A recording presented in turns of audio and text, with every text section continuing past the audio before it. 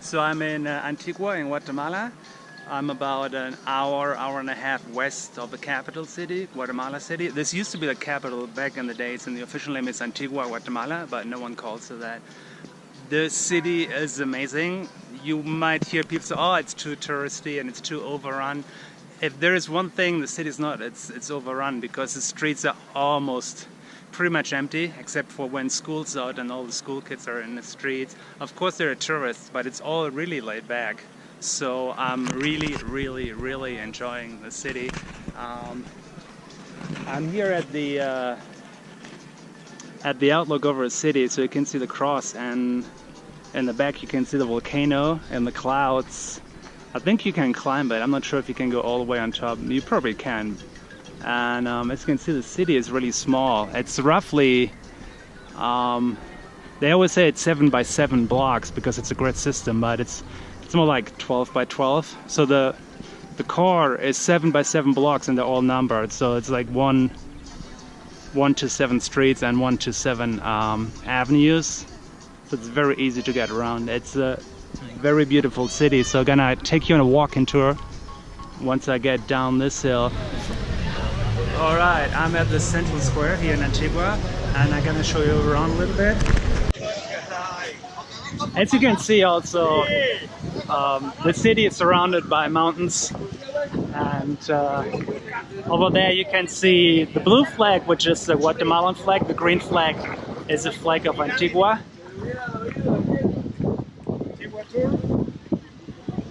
And right here you can see them prepare a painting. It's already a painting because they use sawdust as a base, and they're just about to dry it, and then they use cutouts for the patterns.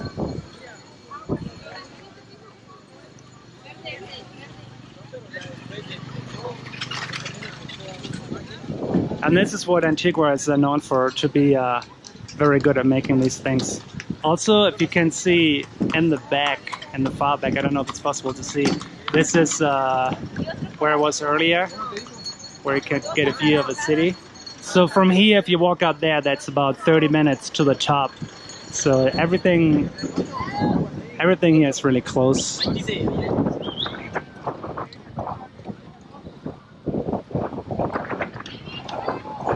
Okay, let's see if I can get inside the church with a video camera.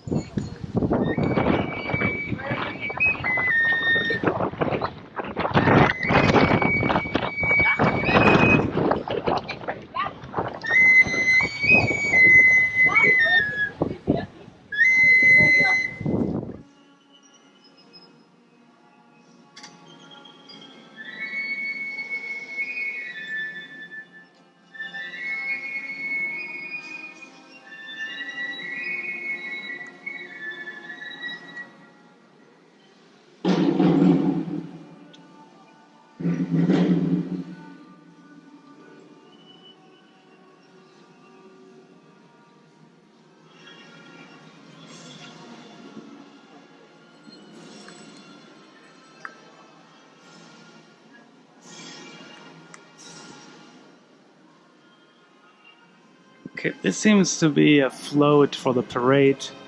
Only the people gonna carry it. It's not gonna be on a truck, it seems, because you can see the handles right here.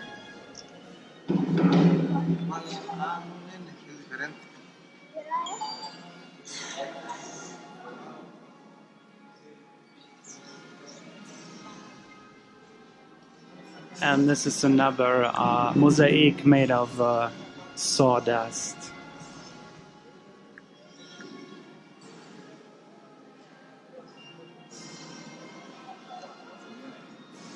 See an angel holding an apple.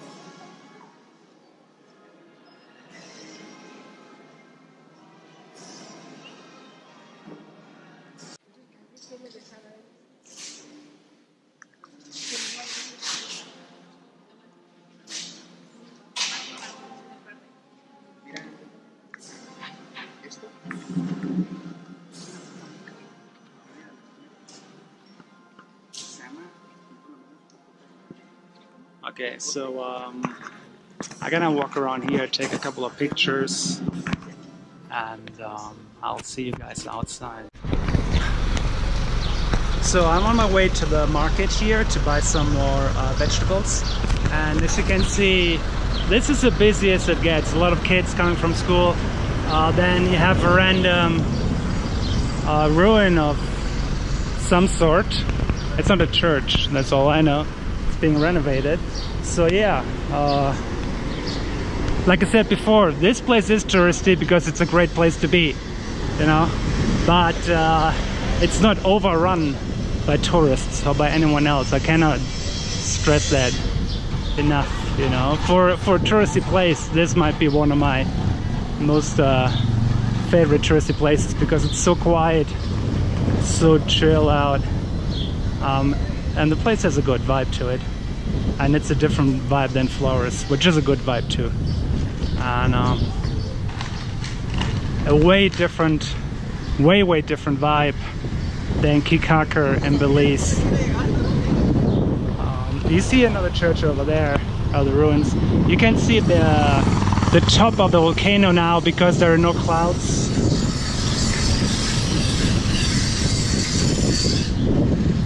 Street vendors selling fruits. More of the ruins.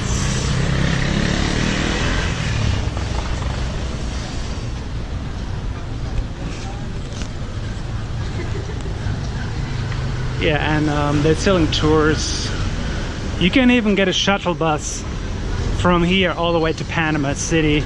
I don't really know what the idea behind that is, because if you go from here to Panama City, that's about half of Central America, and if you take a straight bus, you don't see half of the whole region. But yeah, you can do that. There are buses to Leon, Nicaragua, buses to El Salvador, Honduras, and of course buses to Belize and Mexico as well. Another thing is they have McDonald's and Burger King and Wendy's, but as you can see here, they only have a regular sign, you know, no aggressive advertising outside, which is really nice. Other cities have that too.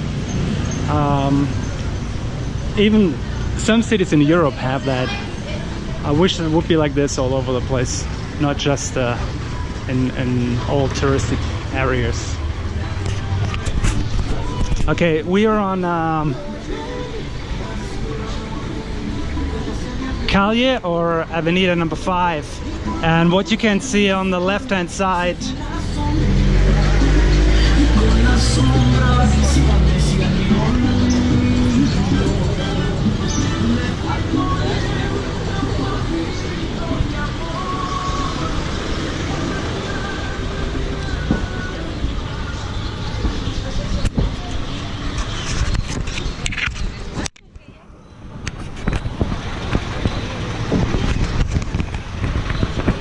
So if you look here, this place doesn't look like anything, but it's actually the biggest supermarket in town. It's called La Bodegona, and I'm not gonna walk inside because it's just a regular supermarket. But yeah, that's the entrance, and it goes all the way down. Anything you might need, check here first. And right around the corner, there is the market, and the market starts out with some random stuff, odds and ends, but if you walk through the aisles, you get to the food section where they have fruits, vegetables, also some food that's ready to eat, but I haven't tried any of it yet because it doesn't look vegan at all, actually. All right, so we're on Calle 4.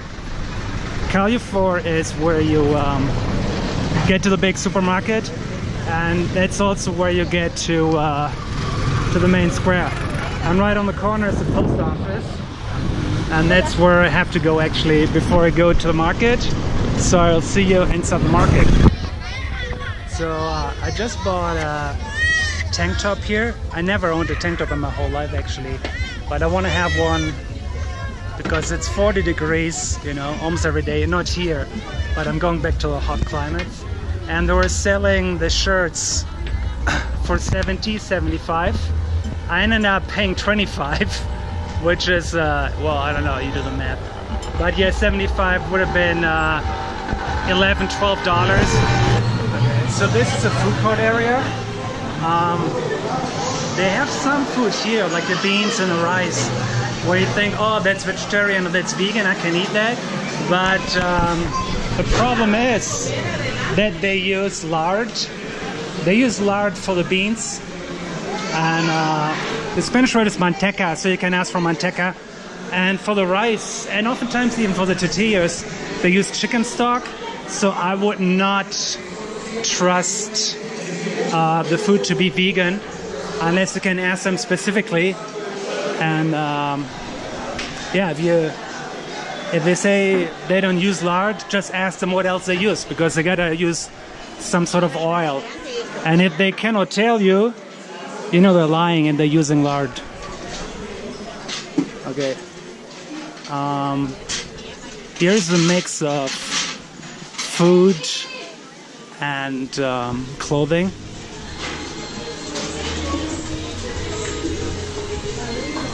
Right, so this is the meat section, obviously. They don't have any seitan steaks here. What you see is real meat. I hope to make it to the fruit and vegetable section.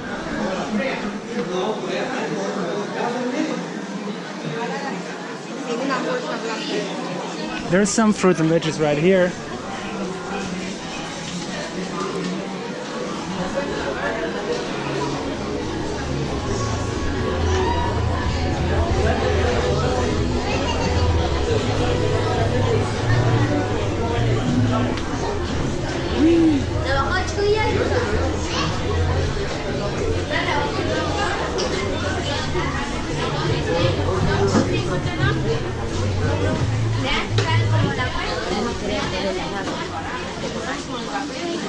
All right, fruits and veggies to the left. Some kind of vent distance on the right, so I'm gonna keep the camera straight.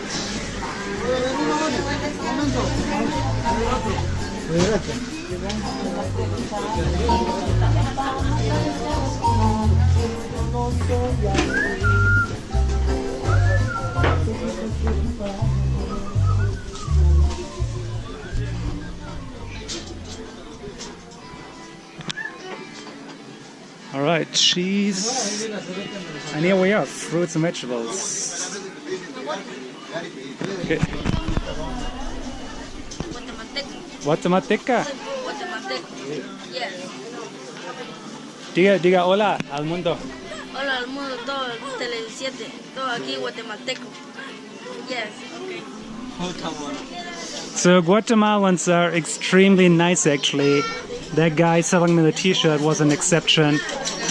People in Guatemala are extremely friendly, super laid back, and they also speak very slow and very clearly. So for someone like me who only knows a little bit of Spanish, it makes it easier to get around. Okay, so bananas. I ate a lot of bananas in Mexico, so I'm kind of over bananas for a while. They have mangoes, papayas, pineapples, and these fruit mixes that you can buy. So I'm at the far end of Calle number 5 at the cemetery. I think it's called the General Cemetery. There's a cemetery that's really small that's right next to it. And it's called the Private Cemetery. I was there too, but it's super small. This is the church of the cemetery.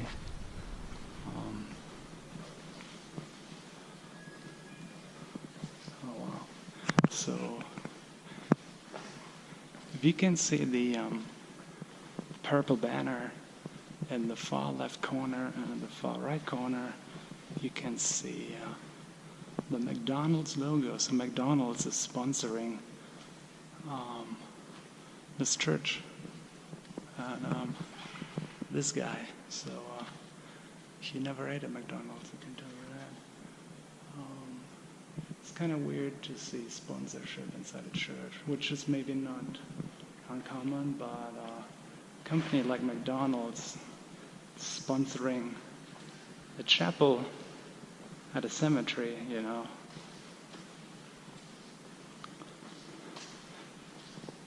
The people who eat regularly at McDonald's, you know, they make it to these kind of places faster than other people.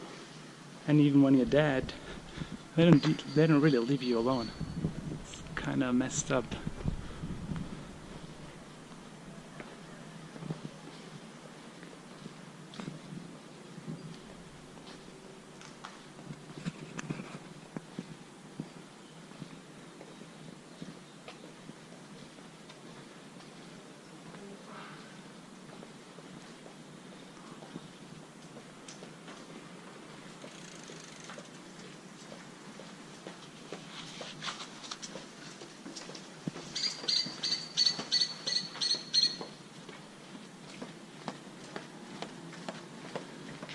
I don't know what tree it is, but they have a tree here in Antigua that smells amazing. I would like to know who that is. Oh wow, there is a German one. Dedicated in love from his sons, Julius Adolf Edelman, which means noble man. And he was born in Potsdam, which is just outside of Berlin.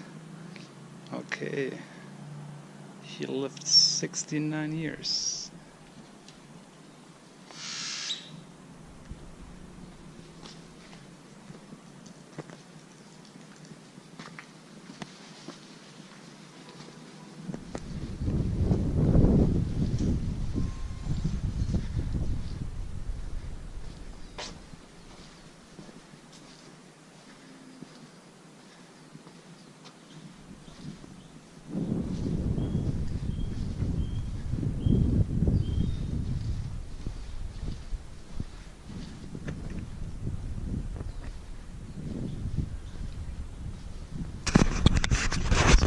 Painted in white, and the volcano, which is still active, is right behind me. So I wonder how many cemeteries they used to have, because as far as I know, right now there are only 2 cemeteries in the city. This one and the one that is right next to it.